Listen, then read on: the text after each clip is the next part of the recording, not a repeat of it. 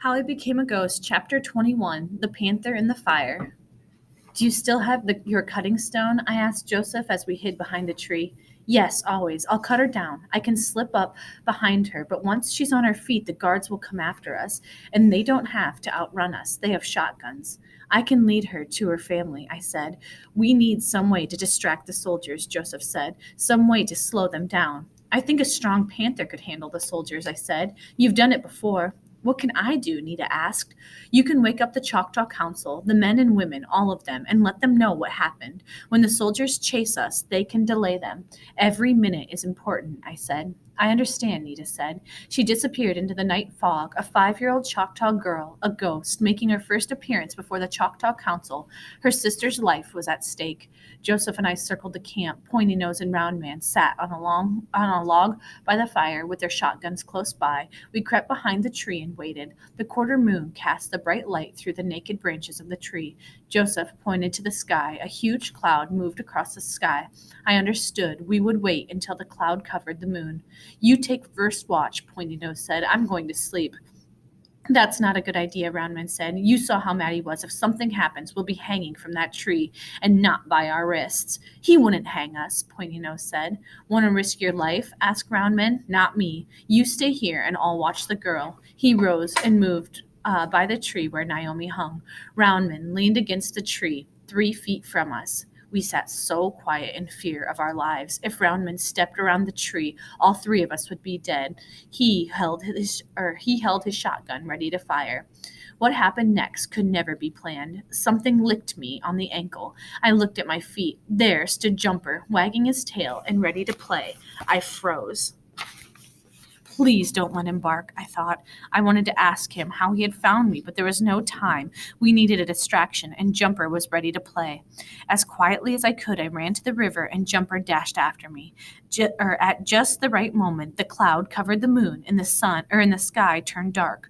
With a loud splash, Jumper dove into the river. What was that? Roundman shouted. Something fell in the river, Pointy Nose said, and the 2 soldiers followed the noise. Boom! Roundman's shotgun blasted, and soon the camp was scrambling with soldiers. What's going on? Shouted the leader as he hurried to the riverbank.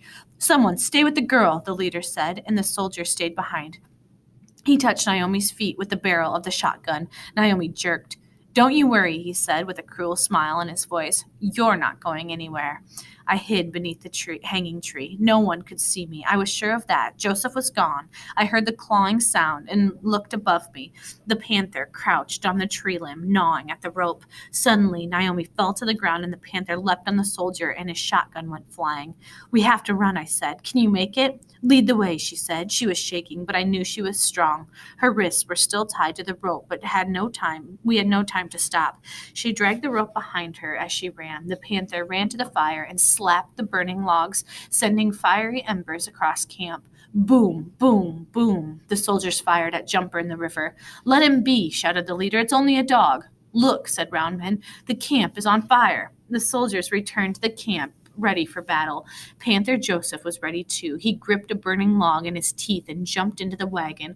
The cloth top of the wagon burst into flames. The panther wasn't finished. He roared his panther cry and jumped under the burning wagon, hiding himself in the flames. When the wagon collapsed, he leapt to the tree, climbed up the trunk, and disappeared in the branches. 2 soldiers surrounded the tree and fired their shotguns overhead. A blast hit the limb where the panther crouched. Before it hit the ground, the panther jumped on the soldiers, knocking both of them off their feet. With all eyes on the panther, Naomi and I were far from the camp before they realized she was gone. When we arrived at the Choctaw Council wagon, everyone was wide awake. They were expecting us. Nita did her job, I thought. You are the captured girl? Councilwoman asked. Yes, Naomi said. Here, she said, let me help you. She hurried to the wagon and returned with a sharp knife. She sliced the rope and tossed it into the campfire. We don't want the soldiers to see that, she said. Now, you must leave. The soldiers will be here soon. Can you find your way to your family by yourself? I am not by myself, Naomi said. I realized the woman couldn't see me. I floated into sight. Oh, the councilwoman said. I see you are protected by our ghost friend. You must hurry. We'll do what we can to stop them. We ran without looking behind.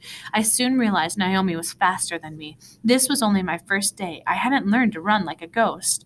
The Panther was faster than us both. The soldiers fired their guns at us, but we had a big lead. They returned to their camp in the burning wagon while we hurried down the line of walkers nearing my family's camp. Luke saw us first. You must be Naomi, he said. We don't have time to talk, not now. You know you can't stay here. Your mother and father are with my family. This is the first place they will look. My parents stood with Gabe and Ruth. Where can I go? Naomi asked. We have a wagon ready, said Luke. Follow me. Wait, Naomi said. There is no time, Luke said. We have to go. There is time for this, Naomi said. She stretched out her arms, for her mother and father ran to greet her. We were so afraid for you, Ruth said. You know that Nita is gone? Gabe asked. Hey, Nita's sweet voice always came when you least expected. She floated into sight. I'm not gone. I'm just a ghost, but I'm still part of the family. Only Nita could bring smiles on a day like today. Of course, said Ruth. Family always stays together. Always. You better be going, Gabe said. Chipisa Lakike, they whispered. Both of my families waved when we left the camp. Chipisa Lakike, they said. We followed Luke to the Choctaw wagon a half-mile down the road. They are waiting for you, he said. We didn't know that you would come so soon, but after Nita spoke with us, we told them everything, and they are ready to hide you, Naomi. Luke led us to the rear of the covered wagon. Who would risk their lives by hiding Naomi? I asked myself. I soon had my answer. We are here, Luke called to the people in the wagon. The old woman with the wrinkled skin and long white hair stuck her head through the curtain. She nodded and flung the curtain open. 3 even older women smiled and welcomed Naomi into their wagon, into their world, the world of the bone pickers. I lifted my arms and passed through the wagon walls.